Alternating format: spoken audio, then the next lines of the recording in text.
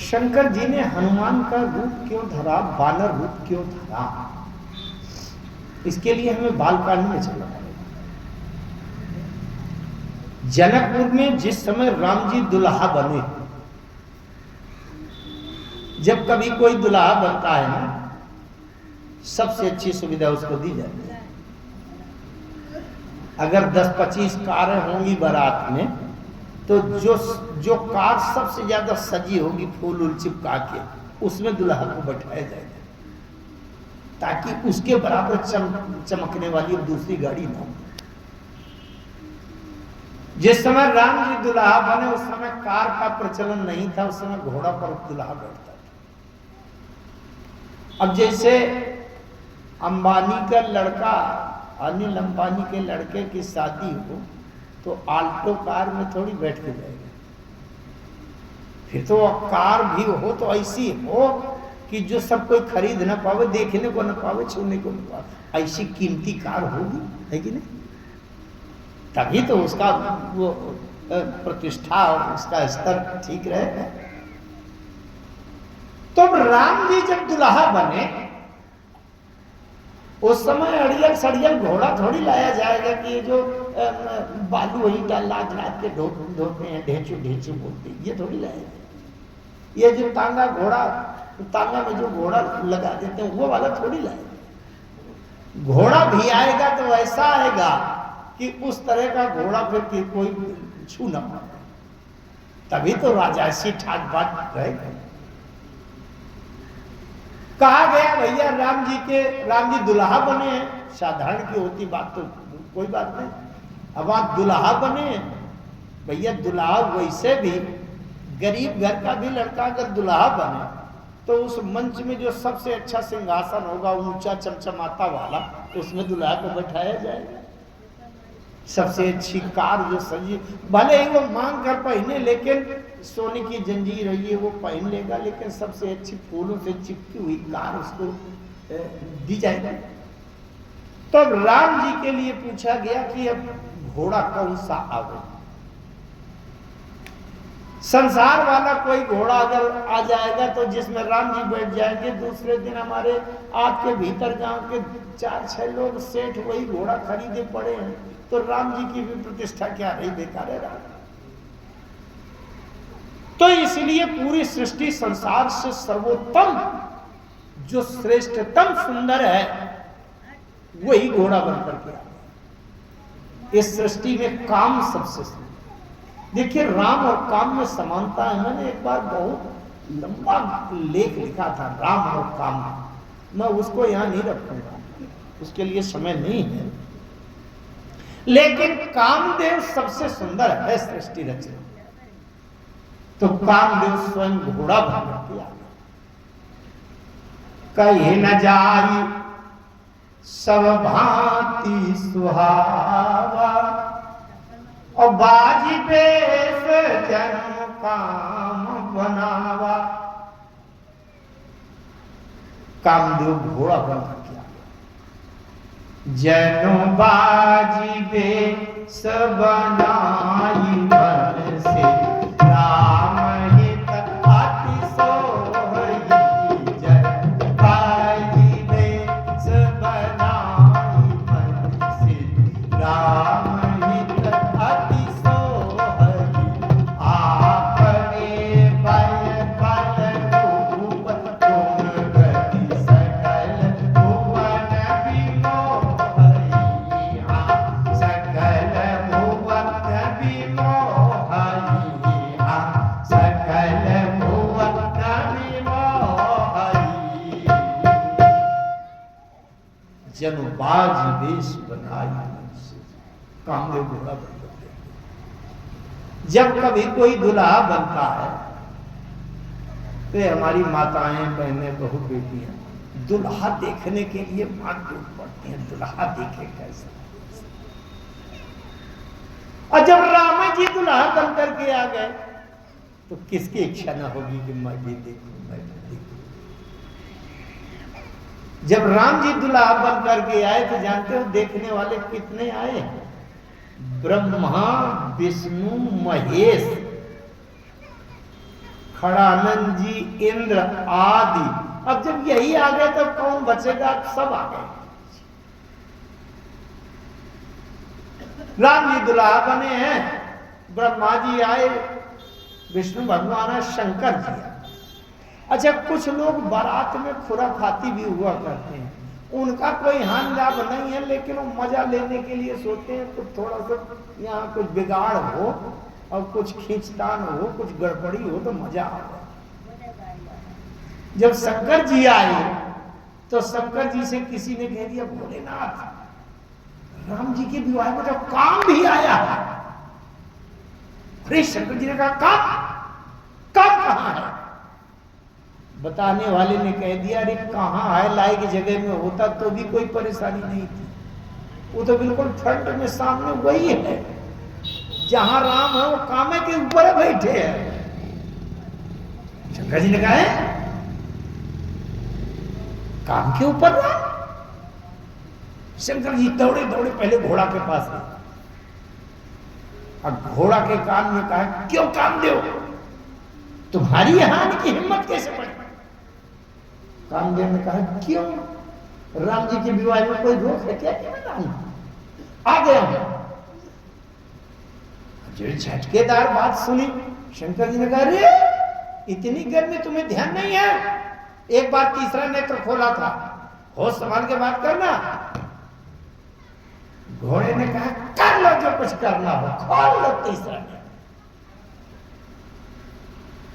अगर आपका बहुत कमजोर, छोटा, बिल्कुल साधारण दुश्मन भी हो, लेकिन किसी दिन आपको ये कह दे, नहीं डरता, कर ले जो तू करना, तो समझ लेना वो मजबूत है, हल्के में हाथ मत लगा देना, अच्छी तैयारी करके लगाना।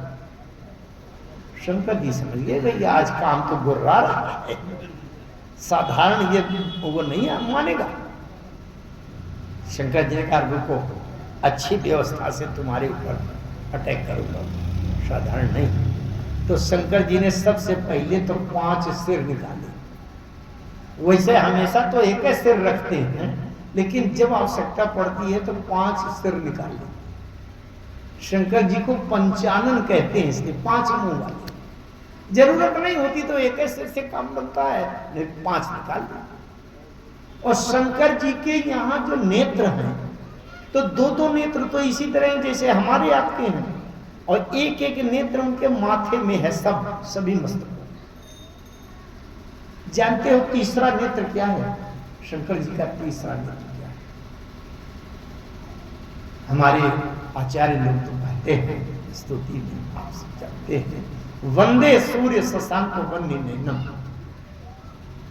सूर्य, चंद्रमा और अग्नि जिनके नेत्र हैं, ये कहते हैं। लेकिन मैं एक बात आपको कहूं, ध्यान से सुनिएगा। शंकर जी का जो तीसरा नेत्र है कसौटी है। क्या? शंकर जी के तीसरे नेत्र खोलने से जो जल जाए वो काम, और जो बच जाए वो राम, वो इस बात की पहचान है तीसरा नेत्र। शंकर जी के तीसरे नेत्र खोलने से जो जल जाए वो माया, और जो बच जाए वो ब्रह्म। शंकर जी के तीसरे नेत्र खोलने से जो भस्म हो जाए वो झूठ, और जो बच जाए वो सत्य। जब कभी ये भ्रम होता है कि राम है कि काम है, तो शंकर जी तीसरा नेत्र खोल देते। एक बार खोला था ना? कब? जब शंकर जी समाधि में बैठे थे, वहां तारक दैत्य तमाम आतंक किए था, और वरदान ये लिया था कि शंभु शुक्र संभूत सुत यही जीते रण सोए। शंकर जी के शुक्र वीर्य से जो पुत्र पैदा हो, मानस पुत्र नहीं, जो शुक्र वीर्य से पैदा हो। अब जब पत्नियां नहीं है, सती जी भस्म हो रही है, तो पत्नी ही नहीं है, तो कहां से पैदा हो? और उधर तारक दैत्य अत्याचार किए, देवताओं ने सलाह करके काम को भेजा, काम में आक्रमण किया, शंकर जी का ध्यान से सुनिएगा, कितना मार्मिक दृश्य है। फिर मैं उठकर इसी में आऊंगा। शंकर जी आंख बंद किए, समाधि में बैठे। समाधि में बैठने का मतलब क्या होता है? आंख बंद करके समाधि को में बैठ जाने का मतलब है कि राम को देखो, राम को देखने का मतलब। संसार को देखना बंद करो, मुंडा हुआ कथों को नहीं, तो समाधि में बैठने का मतलब राम। कामदेव ने जाकर के आक्रमण किया, मन शंकर जी का मन विक्षोभ में पैदा क्षोभ उत्पन्न, भयवी समन क्षोभ विषेखी नयन उघारी आंखों में सकल दिश देखी। जब शंकर जी ने आंख खोला तो क्या दिखाई पड़ा? सौरभ। सौरभ माने आम। अब ध्यान से देखिएगा, सुनिए, समझिएगा। शंकर जी ने आंख बंद किया तो राम दिखाई पड़े, और आंख खोला तो आम दिखाई पड़ा, और आम के बीच में काम छिपा हुआ था। इसका मतलब ये राम आम काम के बीच का संतुलन है। अगर हम आप लोग राम को देखना चाहते हैं तो आंख बंद करें तो राम दिखाई पड़े, और शंकर जी ने आंख खोला तो आम दिखाई पड़ा। आम माने जैसे कहीं पर लिखा हो ये आम रास्ता नहीं है, तो आम माने सामान्य। अच्छा, और आम के भीतर भी जब पैनी दृष्टि किया तो काम दिखाई पड़ा। यह आम दोनों में सम्मिलित है। आम में राम मिला दीजिए तो राम बना, और आम में काम मिला दीजिए तो काम बन गया। यह आम राम काम का संतुलन। आप आंख खोलोगे तो सामान्य संसार दिखाई पड़ेगा, साधारण यही घर में काम।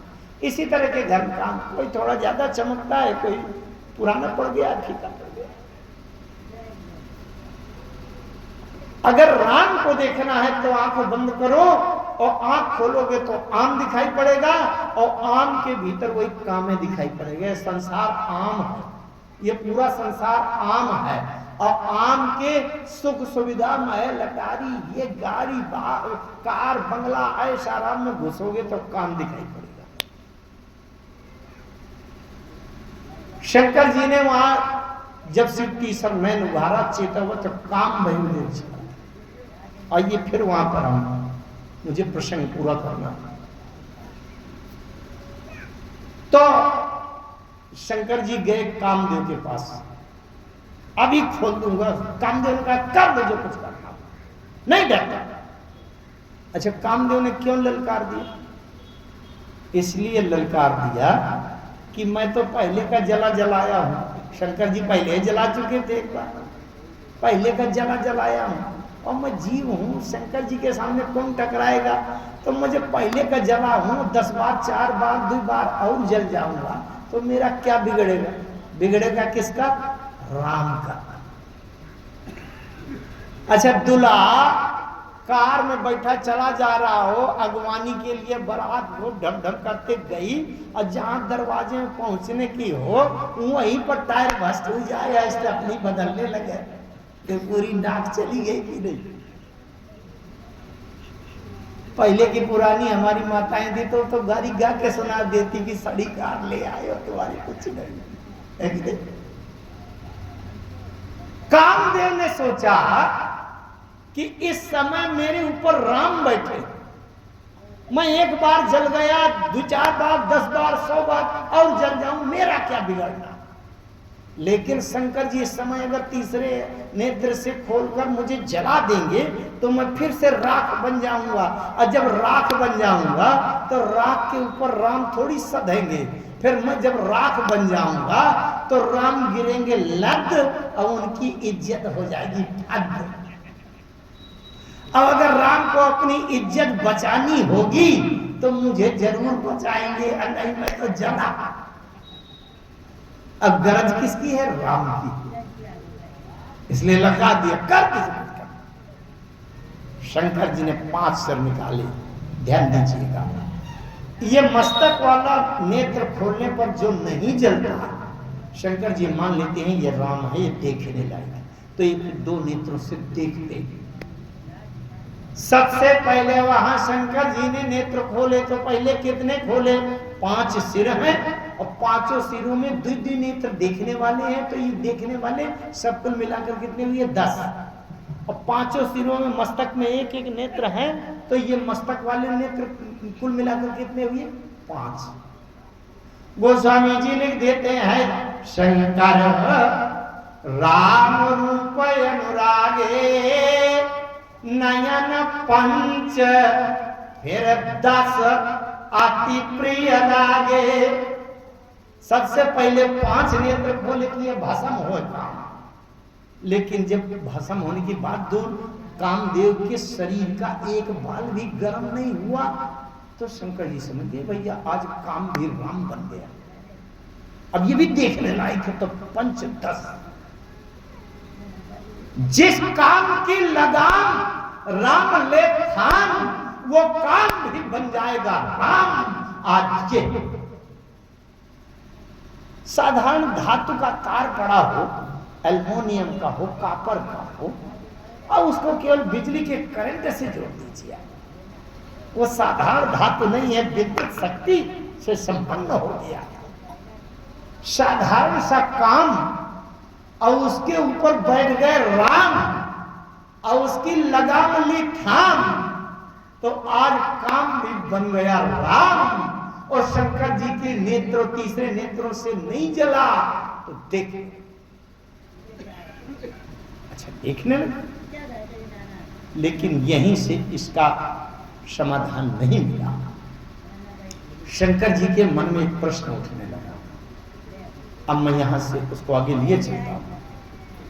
शंकर जी सोचने लगे कि मैंने एक सिद्धांत सुना है कि जहां काम तहां राम नहीं, और जहां काम नहीं राम, तुलसी तो कैसे रहे रवि रजनी एक ठाम।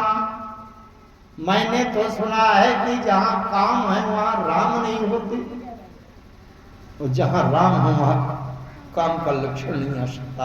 लेकिन सुनी वाली बात मानूं कि ये सामने प्रत्यक्ष वाली बात मानूं कि यहाँ काम के ऊपर राम बैठे हैं, ये इसका समाधान कैसे है? शंकर जी ने सोचा कि एक बार मैं भी राम जी को अपने ऊपर बैठने का प्रस्ताव करूंगा, अब देखूंगा कि राम जी मेरे ऊपर भी बैठते हैं कि नहीं। लेकिन फिर आई बात, इतना बड़ा शंकर बनाया, मैं अगर राम जी से कहूंगा कि मेरे ऊपर बैठ जाइए, तो राम जी तो वैसे मेरी पूजा कर रहे हैं, तो कभी बैठाएंगे ही नहीं।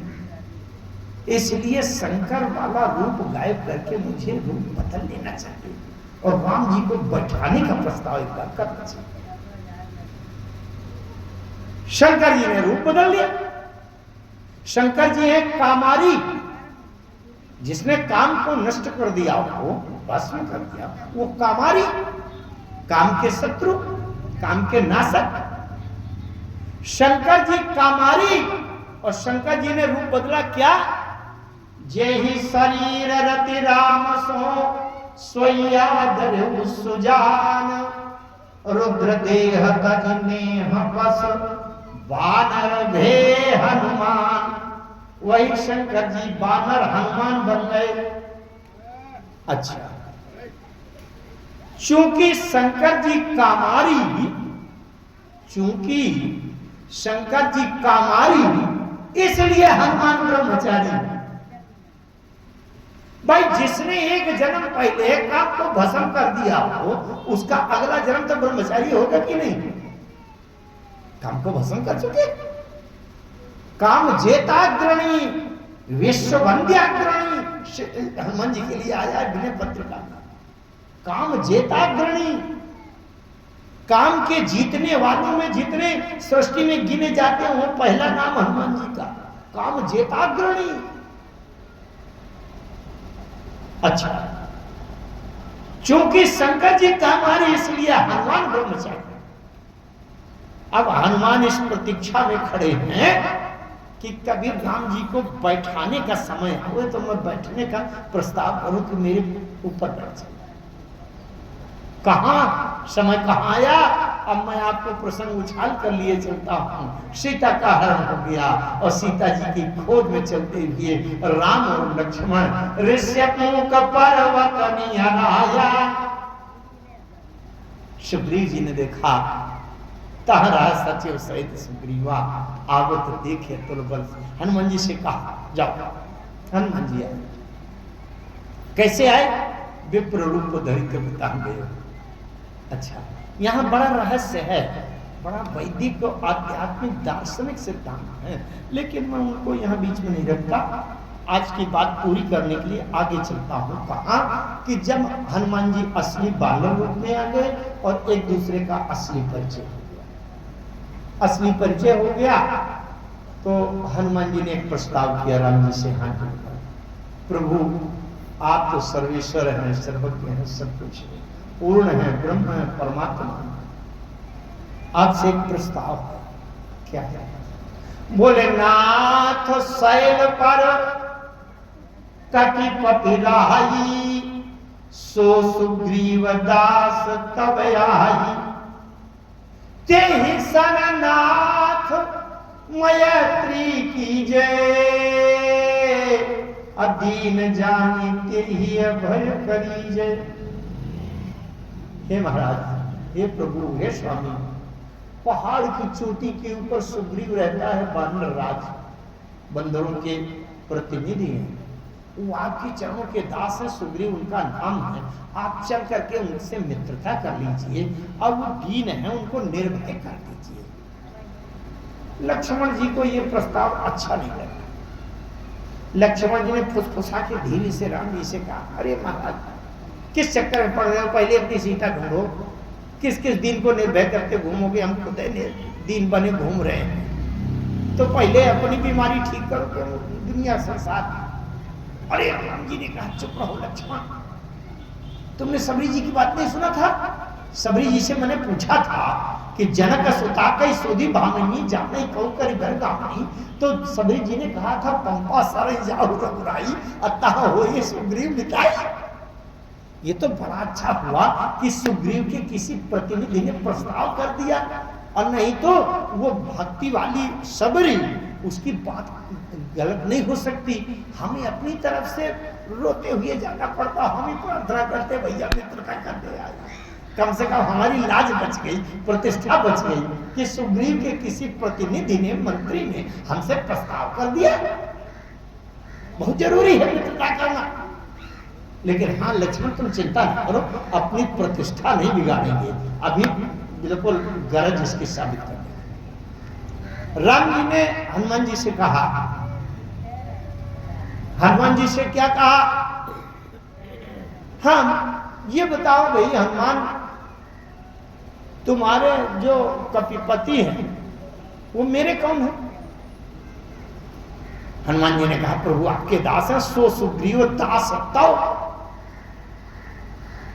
कहने अच्छा, कहां रहता है? तो कहते हैं नाथ शैल पर, पहाड़ की चोटी में रहता है। राम जी ने कहा, यही दास होता है कि वहां ऊपर खोपड़ी में दास बैठा हो और स्वामी नीचे खड़ा हो? अरे अगर दास है तो चरणों के नीचे होना चाहिए, खोपड़ी के ऊपर, पहाड़ के ऊपर, चोटी के ऊपर बैठा है। हनुमान जी ने कहा, सरकार आप चिंता न करें, जब आप दास के सामने होंगे तो आप ही ऊंचे होंगे, दास नीचे होगा, ये मेरी जिम्मेदारी है। अच्छा, राम जी ने कहा, ये बताओ हनुमान, गरज किसकी है मित्रता करने? अंदर से गरज तो राम जी की है, क्योंकि सबरी जी ने कहा था ताहू वही सुग्रीव मिताई, लेकिन बाहर से अपनी गरज थोड़ी साबित करेंगे।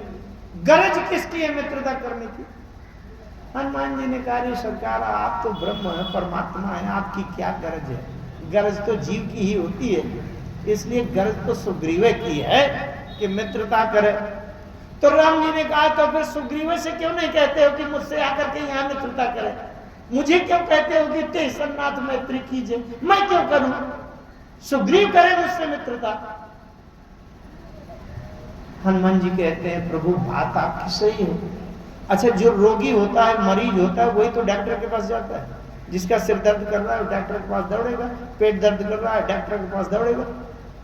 हनुमान जी ने कहा बात आपकी सही है, रोगी वैद्य के पास जाता है, लेकिन सरकार ये बताइए, अगर रोगी बेहोश हो जाए, कोमा में चला जाए और अचेत हो जाए, बेहोश हो जाए, तब कौन किसके पास जाएगा?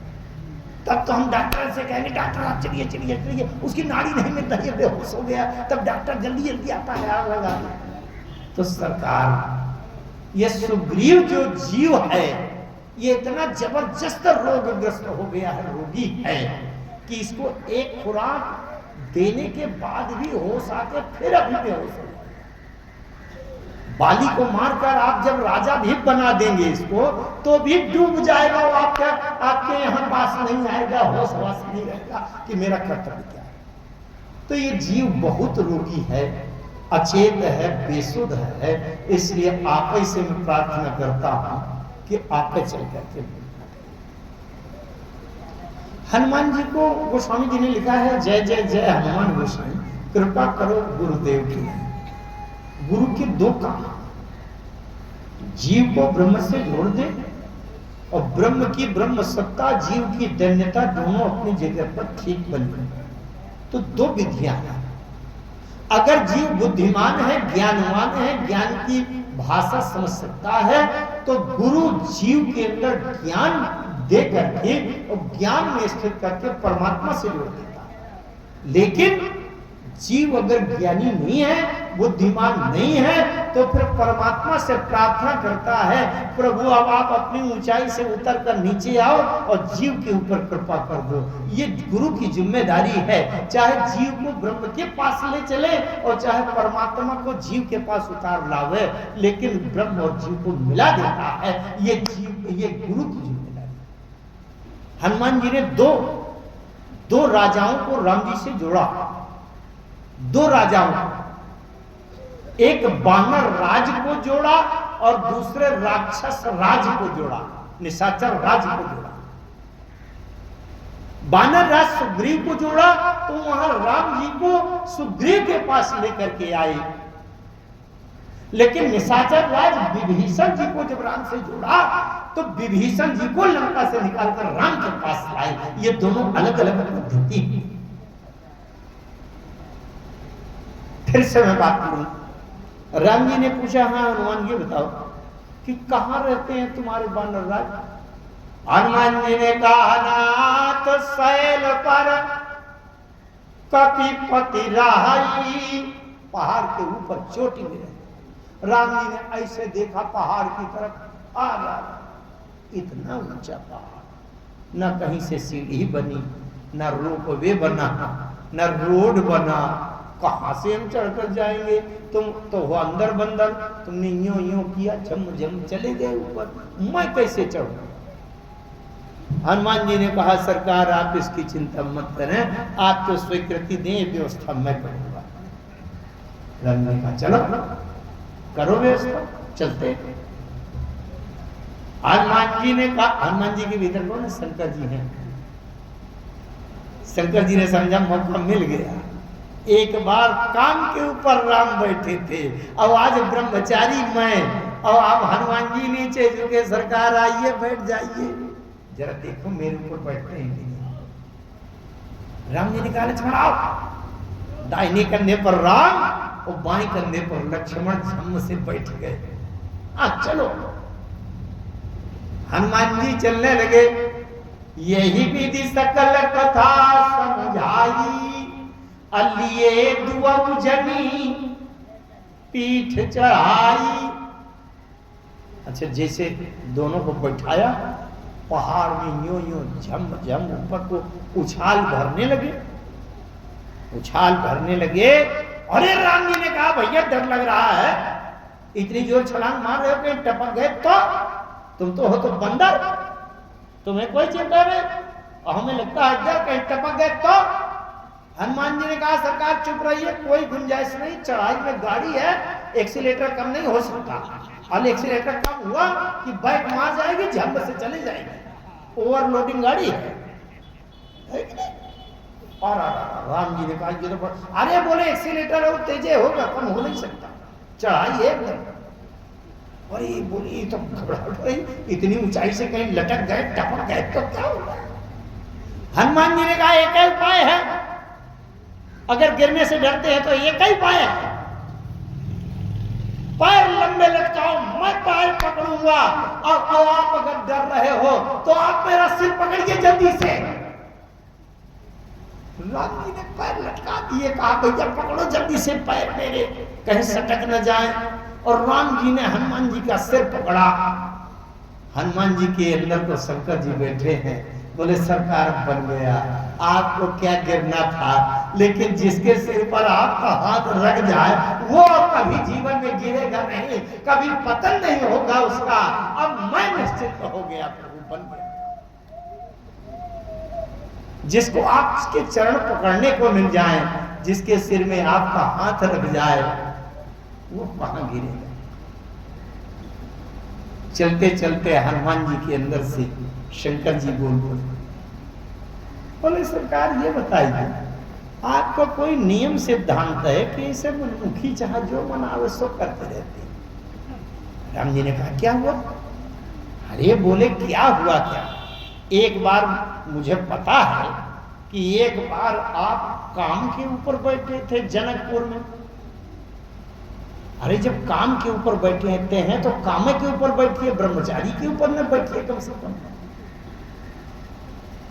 और आज ब्रह्मचारी को भी नहीं छोड़ा, उसको कोई सवारी बना लिया आपने। तो कोई नियम तो बनाइए कि आप काम के ऊपर बैठते हैं कि ब्रह्मचारी के ऊपर बैठते हैं। ये तो समझ में नहीं आया। राम जी ने बहुत अच्छी बात कही मित्रों, ये बात ध्यान से सुनना। राम जी ने कहा हनुमान, जब मैं दुल्हा बनकर ससुराल में जाता हूं तो काम के ऊपर बैठता हूं। अच्छा आप विचार करें, कोई दुल्हा बनकर विवाह कराने जाए और ब्रह्मचर्य के ऊपर स्थित हो जाए, और ब्रह्मचारी रहूंगा, तो विवाह कैसे, दुल्हा क्यों बने हो। दुल्हा बनने का मतलब यही है कि आपने काम को स्वीकार किया, काम का व्यवहार, संसारिक व्यवहार काम के आधार पर आप स्वीकार किया। राम जी कहते हैं जब मैं ससुराल में दुल्हा बनकर जाता हूं तो काम के ऊपर बैठता हूं, लेकिन जब तीर्थ यात्रा में तपश्चर्या के लिए आता हूं तब ब्रह्मचारी के ऊपर बैठता हूं। जीवन का संतुलन ये नहीं है कि अगर हम अनुष्ठान में पूजा करने बैठ जाए तो दिमाग में बस वही घूम है संसारिक भौतिक। अजी एक बार ऐसे हुआ, एक जगह किसी का विवाह हो रहा था और एक सन्यासी जी पहुंच गए, विरक्त ब्रह्मचारी लिए दंड। सन्यासी जी ने देखा कि विवाह के वातावरण में अच्छी महिलाएं सज धज कर श्रृंगारित होकर हंसी ठिठोली एक दूसरे से करती हुई और वहां रहती हैं। तो दंडी सन्यासी ने देखा, मेरे हमें डंडा लिए घूमते हैं, ये तो मजा यही है। तो उनके मन में विवाह का वातावरण घर कर दिया उनकी बुद्धि में, डंडा उंडा में कुछ नहीं है, विवाह कराना चाहिए। और जो दुल्हा बैठा था, विवाह जिसका हो रहा था, और उसने दंडी सन्यासी को देखा कि सब लोग प्रणाम कर रहे हैं, सब लोग प्रणाम कर रहे हैं। अरे भैया ये विवाह में कुछ नहीं रखा, ये बेश बहुत अच्छा, जो जगत पूज्य है, अरे मुझे सन्यासी हो जाना चाहिए।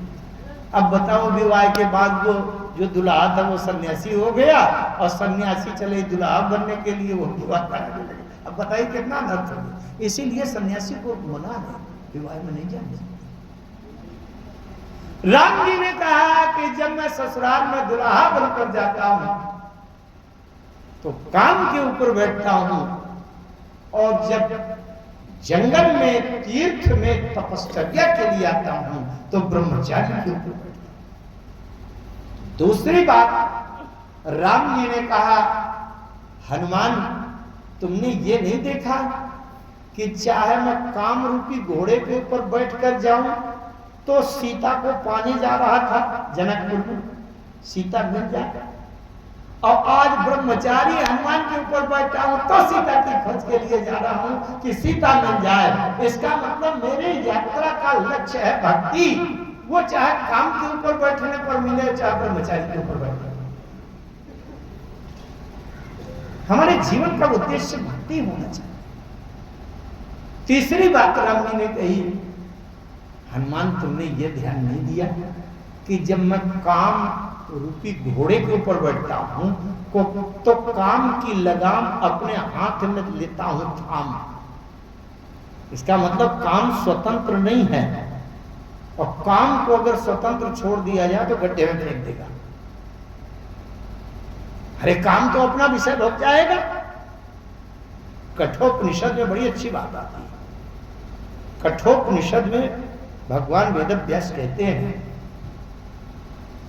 आत्मानं रथिनं विद्धि शरीरं रथमेव तु बुद्धिं तो सारथिं विद्धि मनः प्रग्रहमेव च। कठोपनिषद में आया।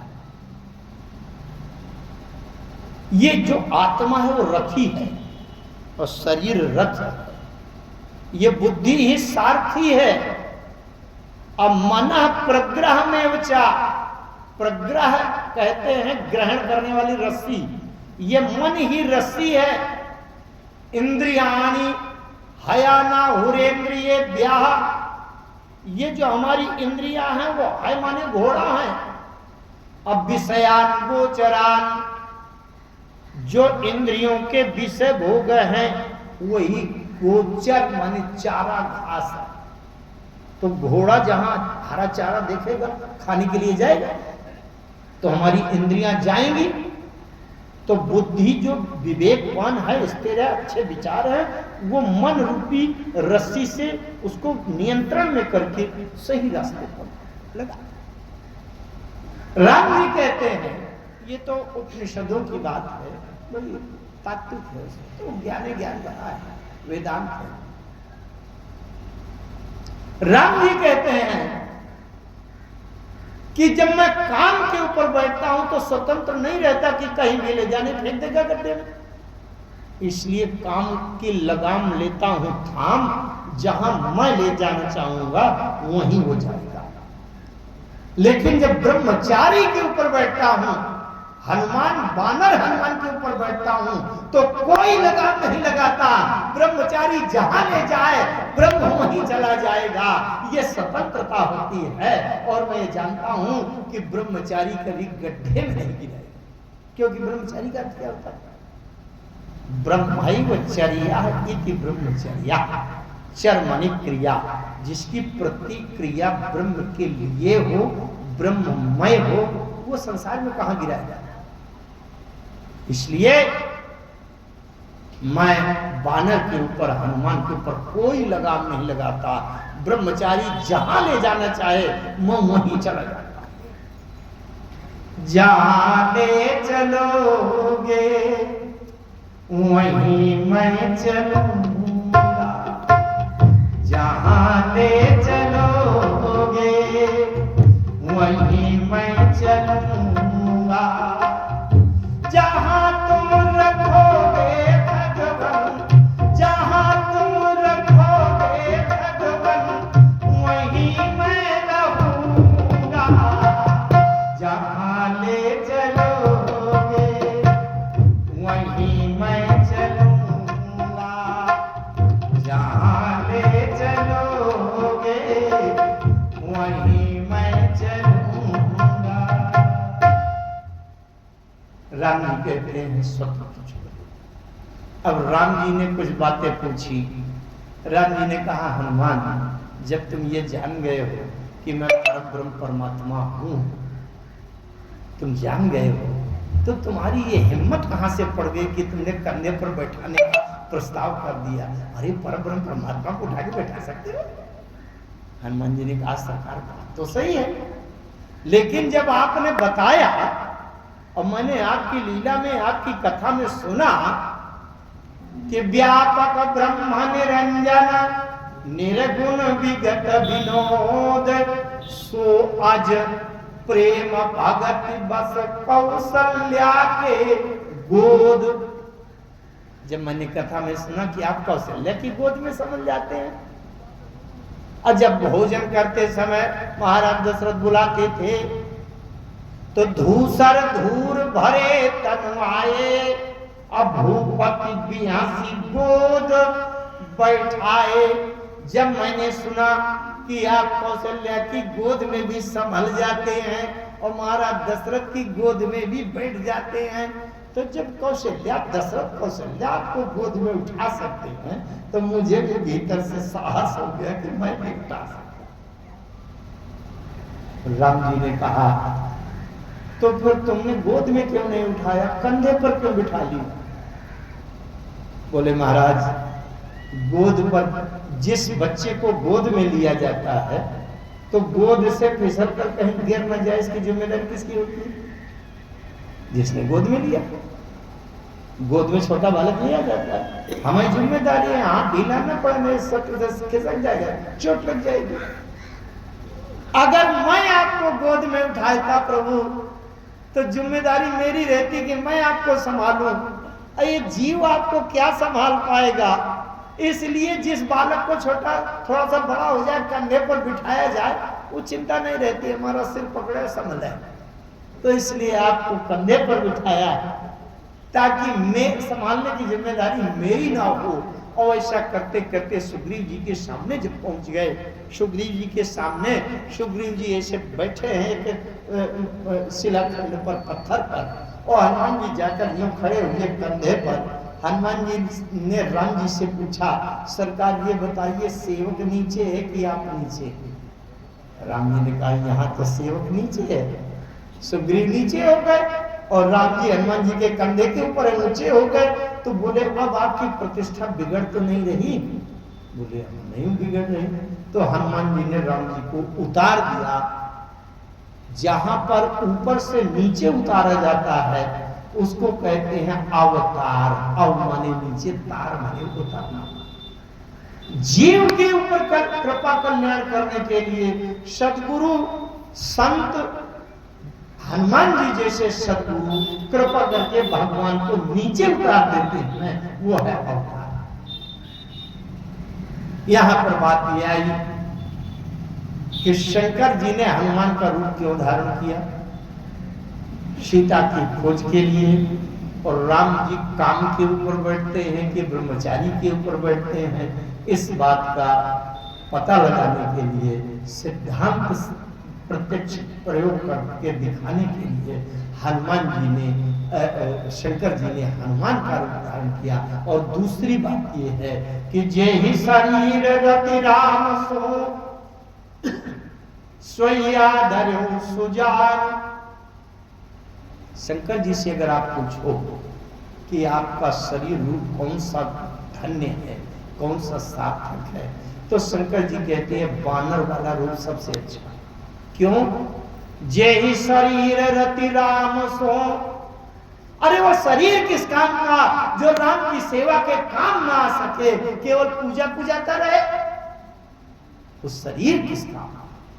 शंकर जी ने कहा शरीर तो वही धन्य है कि जिस शरीर से राम के चरणों की सेवा का सौभाग्य अवसर मिल सके, और बाकी केवल मैं पूजा कराता रहूं, वो शरीर किसी काम का नहीं है। इसलिए भगवान शंकर ने हनुमान का रूप बनाया और भक्ति की सीता की खोज के लिए बिन विश्वास भगवती नहीं थी बिन प्रभु राम।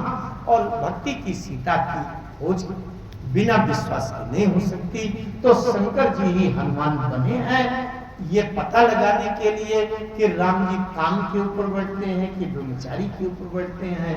और अब राम जी सुग्रीव जी के पास पहुंच गए, भक्ति की खोज के लिए कैसे चले, क्या है, कहां कहां पहुंचे, क्या आगे की क्या चर्चा है, इसकी चर्चा हम अगली सभाओं में करेंगे।